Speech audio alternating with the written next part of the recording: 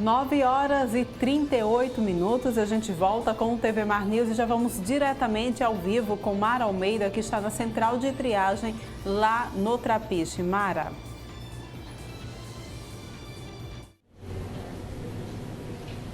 Bom dia, Corlane. Bom dia a você, telespectador do TV Mar News. Mais uma vez, pois é, estamos aqui no Trapiche, no ginásio do SESI, que é onde está o centro de triagem, que foi criado no dia 14 de abril pelo governo do estado, tá? Mais ou menos para vocês conseguirem entender como é que funciona a dinâmica, quem ainda não está ciente. Vem aqui para o centro de triagem as pessoas que desejam fazer o teste rápido, tá? Esse teste rápido, ele só é indicado que seja feito a partir do 8º dia do início dos sintomas. Então, você começou a sentir os sintomas, você espera 8 dias, tá? E aí você se dirige aqui ao centro de triagem para poder fazer o teste rápido. Esse teste rápido, de acordo com informações que eu peguei aqui com os funcionários, ele demora aí, em média de 20 a 30 minutos para sair o resultado. Então o pessoal vem para cá, espera, né, faz aí o exame, espera de 20 a 30 minutos e o resultado ele vai sair. Eu vou pedir para o Márcio mostrar como é que está aqui a fila de espera, Porlane, e você, telespectador, na parte de trás aqui do centro de triagem, tá? De acordo com informações que eu peguei também aqui com os funcionários do local, lá dentro do ginásio do SESI, nós da imprensa não temos autorização para entrar aqui no espaço, mas lá dentro já está lotado. Não tem mais vaga lá dentro. As pessoas lá dentro, elas não podem ficar em pé. Então, só pode ficar pessoas sentadas lá dentro. E lá dentro está lotado. Então, à medida que as pessoas que estão lá dentro, elas vão saindo, as pessoas que estão aqui fora, aguardando, elas vão adentrando. Essas pessoas que chegam aqui, elas pegam uma ficha. Dessa ficha, elas ficam aqui esperando serem chamadas. Eles chamam, de acordo com os funcionários aqui, no microfone, né? Então, chama o númerozinho da ficha, a pessoa entra lá dentro, aguarda lá dentro, né, também o atendimento para poder fazer o teste rápido, faz esse teste rápido, aguarda de 20 a 30 minutos e vai sair o resultado. Eu estou aqui com uma das pessoas que está aqui, ó, aguardando, que é a dona Adriana da Conceição, né? Isso, dona Adriana, bom dia, obrigada pela sua participação aqui no TV Mar News. A senhora está aqui há quanto tempo, dona Adriana, esperando para entrar aqui no centro de triagem? Está com uns 20 minutos que eu cheguei aqui, que eu já venho da UPA, né? Com a minha irmã, que ela está sentindo falta de ar e com agonia, vomitando só. A UPA, ela não estava funcionando? Não está funcionando, nem a do Trapiche e nem a de lá da Cuida das Almas, né? Lá de baixo. Certo. E a sua irmã, você veio acompanhando a sua irmã, né? A sua irmã, ela é quem está com sintomas. Quais são os sintomas que a sua irmã tem apresentado? Ela está com falta de ar e está com agonia. Ela está até ali. E já tem mais de 8 dias que ela está com esses sintomas? Tem. E como é que está sendo feito esse atendimento aqui para vocês? A senhora poderia contar para a gente como é que está sendo feito? Não, o atendimento... Ela vai entregar aqui a ficha à irmã dela. O atendimento, eu cheguei agora 20 minutos, né? Mas eu estou achando que está andando já, né? Que já está chamando. Mas o certo era a UPA também estar atendendo, né? Sim. Que a pessoa está sentindo, né? A pessoa vai lá, porque eu moro no Jacintinho, né? Tive que vir para cá, que tem uma UPA lá que não está atendendo também. E vocês têm pessoas de risco dentro da casa de vocês? Eu tenho um tio que ele está acamado, senhor de idade, ele tem 70 anos.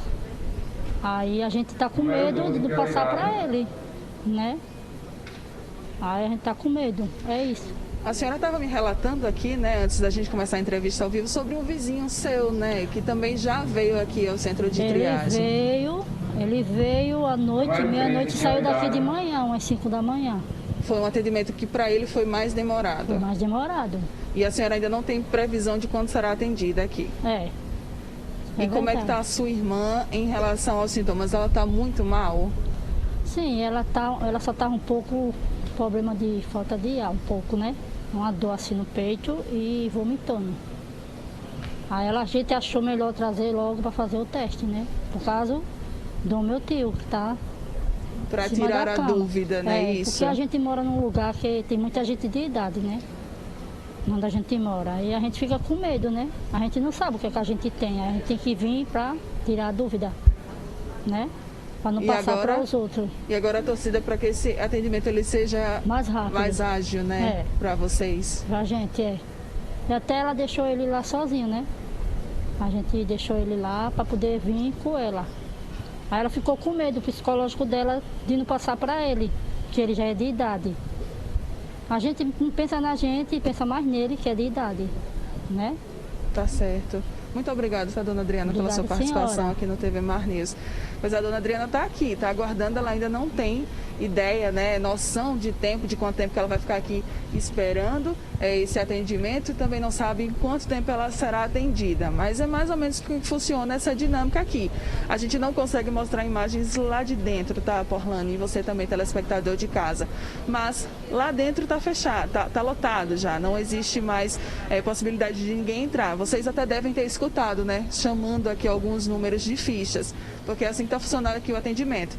Lá dentro está lotado, aqui fora o pessoal fica aguardando ser chamado. Quando a gente chegou tinha até menos pessoas, mas agora já está começando a encher realmente, a lotar aqui. E a gente visivelmente vê que tem algumas pessoas que estão mais debilitadas, que realmente de fato assim aparentam, né, estar mais cansadas, com os sintomas de fato da doença, e outras pessoas que estão até aparentemente também com sintomas mais leves.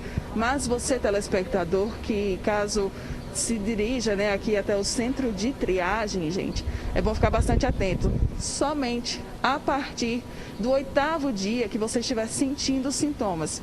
Se você vier antes disso, é bastante provável que o teste ele dê negativo. Então, para que o teste rápido ele de fato seja eficaz, é indicado que você só se dirija aqui ao centro de triagem, no ginásio do SESI, no bairro do Trapiche, a partir do 8º dia de sintoma, tá? Aqui a unidade ela funciona 24 horas por dia e de acordo com as informações, né, que foram passadas, informações oficiais, são 10 consultórios, 4 salas de coleta, 16 poltronas de medicação e 114 profissionais envolvidos, entre médicos, técnicos de enfermagem, enfermeiros, farmacêuticos e também o pessoal do administrativo.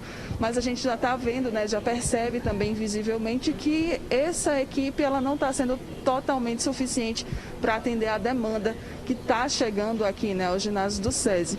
Muitas pessoas aguardando, então, a sua vez de serem chamadas. Porlane, com imagens de Márcio André, eu volto com você aí no estúdio. Muito obrigada pelas informações, Mara. Esse é o retrato, então, né, que a gente tem visto diariamente aí dessa central de triagem. Gente, olha só, a gente vai falar de um assunto que interessa, inclusive, a muita gente, principalmente nesse período de pandemia. É a questão da revisão dos contratos de academias, aluguéis e outros que entram no pacote do direito privado. E a gente vai conversar nesse momento com Andréa Feitosa, ela que é advogada civilista e vai esclarecer para a gente algumas dúvidas. Bom dia para você, Andréa, tudo bem? Bom dia, quero cumprimentar todos os telespectadores que estão nos assistindo nesse momento e agradecer pelo convite para falar de um tema tão importante, tão atual quanto a revisão dos contratos nesse período de pandemia. Pois é, quando é que o consumidor ele pode pedir a revisão do contrato de uma academia, por exemplo? Veja bem, nós estamos diante de uma situação completamente inédita. Os contratos foram celebrados antes, né, da notícia desse vírus. Ninguém imaginava que toda a sociedade, todo mundo fosse pego, né, fossem pegos por um vírus, por uma pandemia, por uma situação completamente desfavorável para toda a sociedade.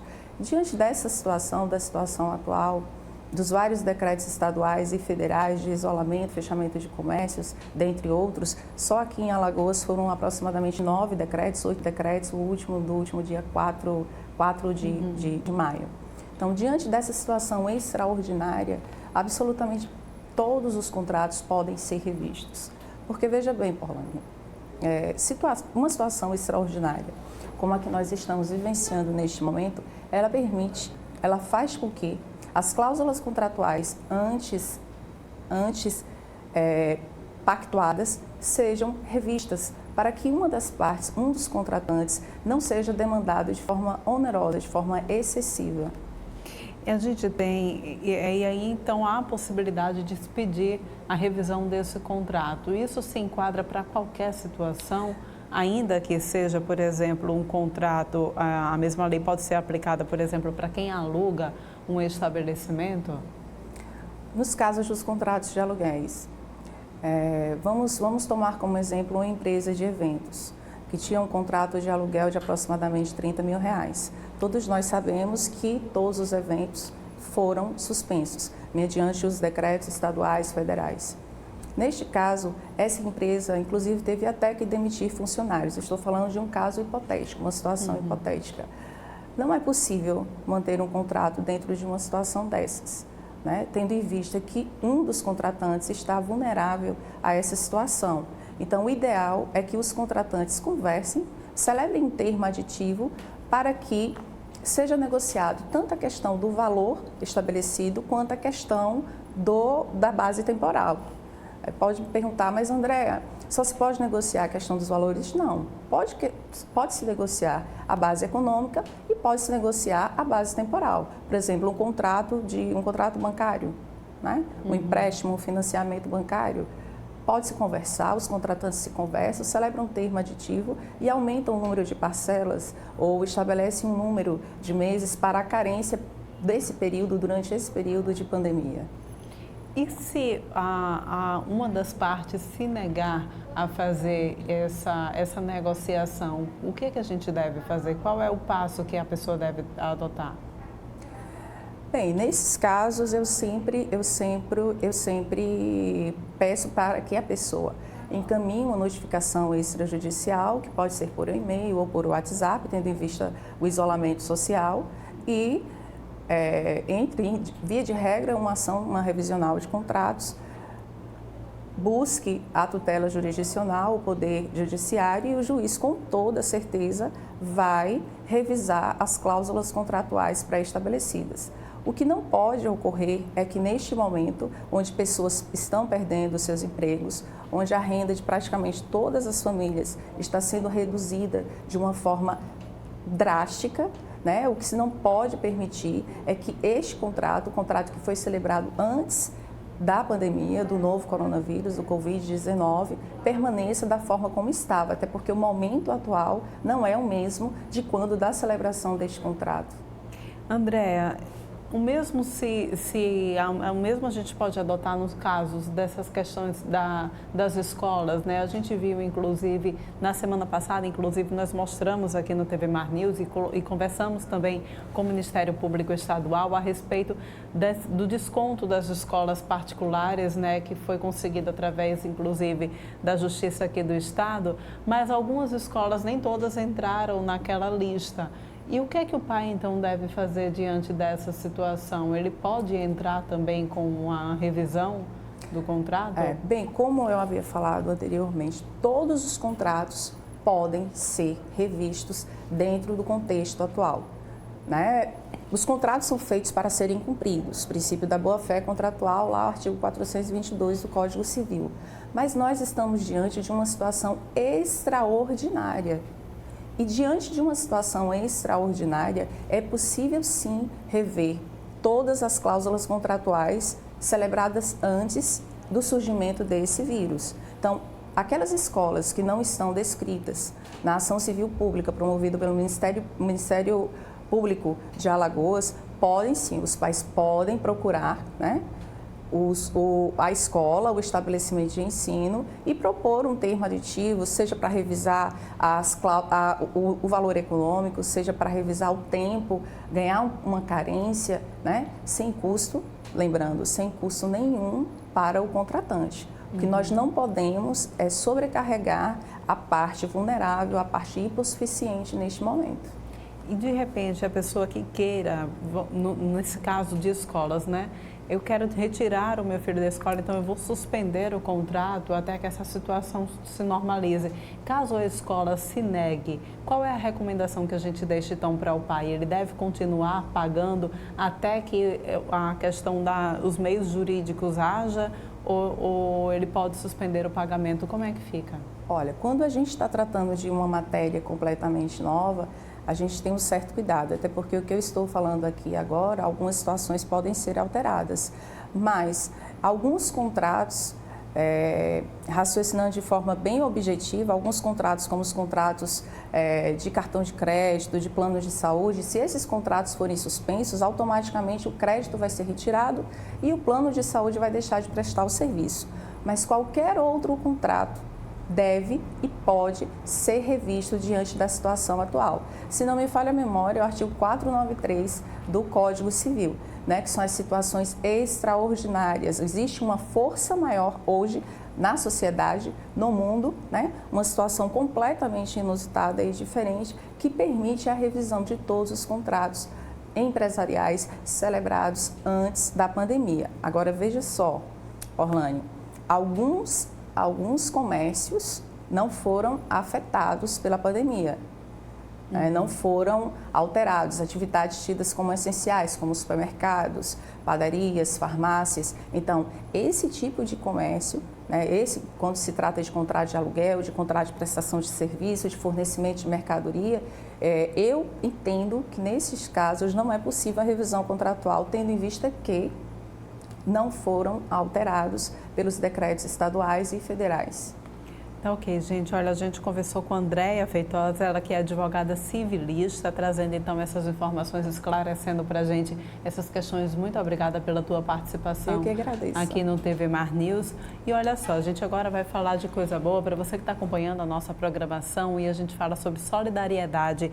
É possível você fazer a sua parte diante dessa situação. O Instituto IAM, Instituto Organização Arnon de Mello, né, ele está realizando uma campanha, a campanha Juntos Solidários, doe alimentos não perecíveis e produtos também de higiene pessoal e limpeza. Você pode então fazer a sua doação e levar para a sede da TV Gazeta, que fica lá no Farol, ou também para o quartel do Exército, que fica lá na Avenida Fernandes Lima. É só então vocês fazerem a sua doação e colaborar com quem precisa nesse momento.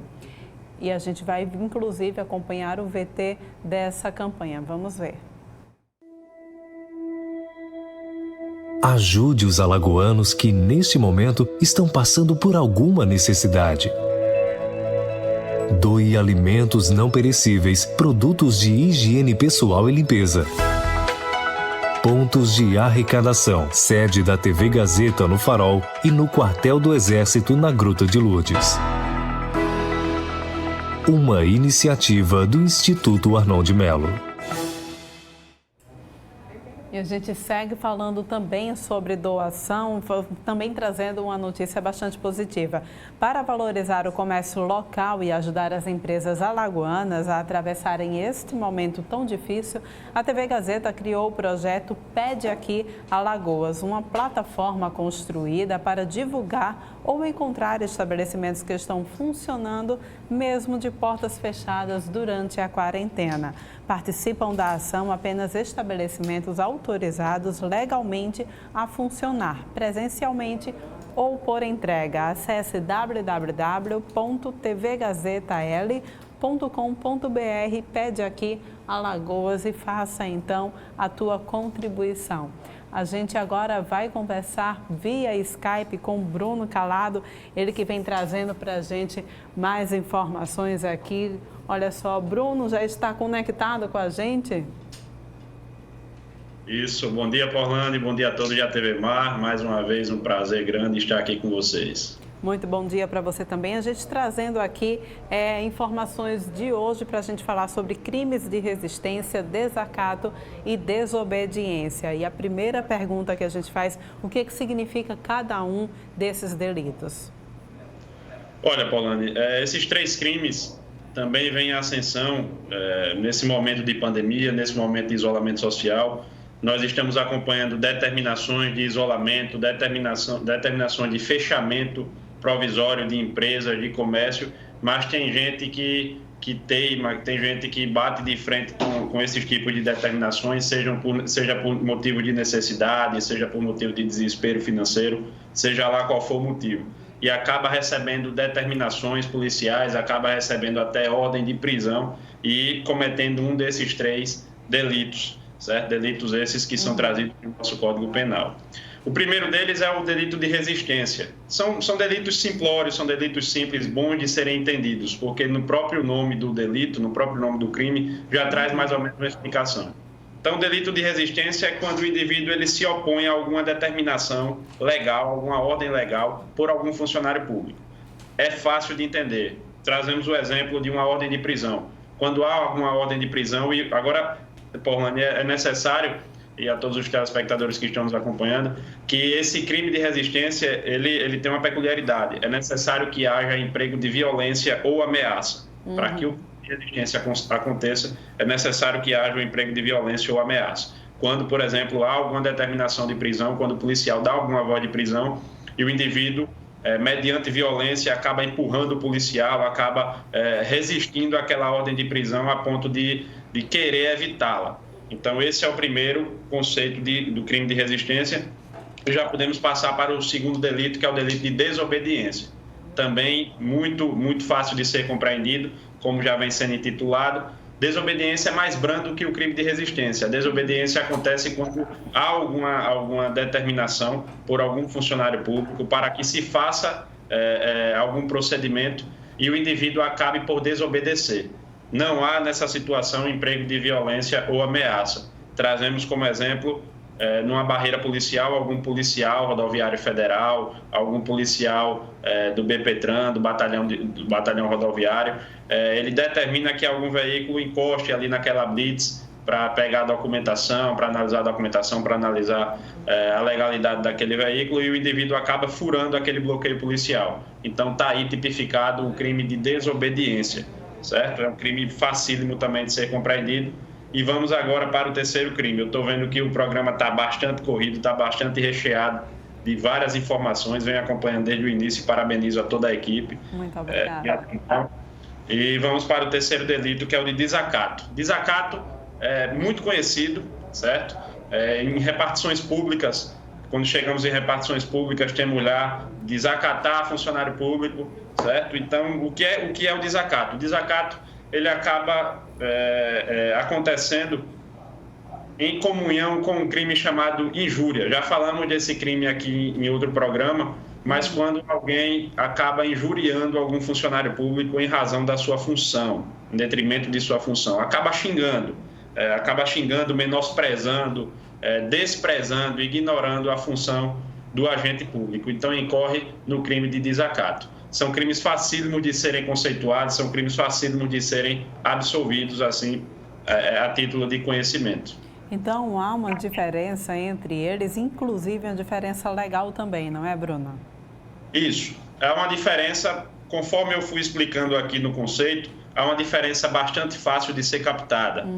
No crime de resistência, por exemplo, eu fiz uma ordem hierárquica aqui até de agravamento. No crime de resistência, há, como eu havia dito, o emprego de violência ou ameaça. Também fala-se em grave ameaça, que é trazido, inclusive, no crime de roubo, 157, do Código Penal. Então, para que haja o crime de resistência, diferentemente do crime de desobediência, os dois, há nos dois uma desobediência, uma relutância por parte daquele possível delinquente, daquele suspeito. Mas, para que haja no crime de resistência, é necessário o emprego de violência ou ameaça. Já no crime de desobediência, não é necessário que haja a violência ou ameaça. Também trago a diferença entre o crime de resistência para o crime de desacato.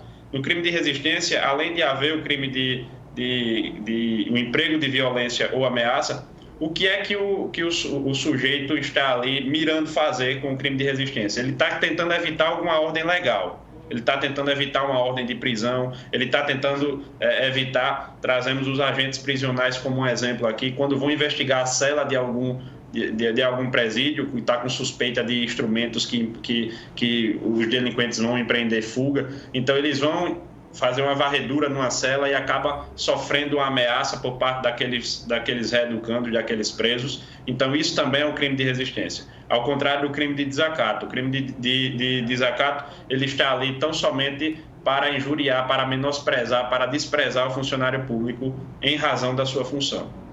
E quais são, então, as penas de cada um e também onde é que esses crimes estão previstos? Olha, Paulana, esses crimes estão previstos no nosso Código Penal brasileiro, na parte especial que se dá a partir do artigo 121, do Código Penal, certo? E esses artigos estão trazidos em forma sequencial. O crime de resistência no artigo 329, o crime de desobediência no artigo 330 e o crime de desacato no artigo 331. São penas brandas, são penas leves, consideradas inclusive como crime de menor potencial ofensivo, a não ser um caso específico do crime de resistência. Se caso no cometimento da resistência aquela ordem legal deixe de ser cumprida. Então o crime de resistência ele prevê uma pena de 2 meses a 3 anos, o crime de desobediência uma pena mínima de 15 dias a 6 meses e o crime de desacato uma pena de 6 meses a 2 anos. São crimes de menor potencial ofensivo e raramente, para não dizer nunca, são levados à prisão, e sim levados à delegacia, que vão responder a um processo criminal posterior. Ok, Bruno, muito obrigada pela tua participação, explicando para a gente essas questões jurídicas aqui no nosso quadro Penal News. Mas antes da gente encerrar, é claro, você preparou uma poesia para a gente. Eu queria que a gente pudesse encerrar esse bloco com a poesia que você está trazendo. Isso, é mais um prazer trazer mais uma poesia, porque eu ando preparando todas as segundas-feiras para trazer especialmente aqui para o quadro Penal News, para a TV Mar. E venho falando mais uma vez dos heróis.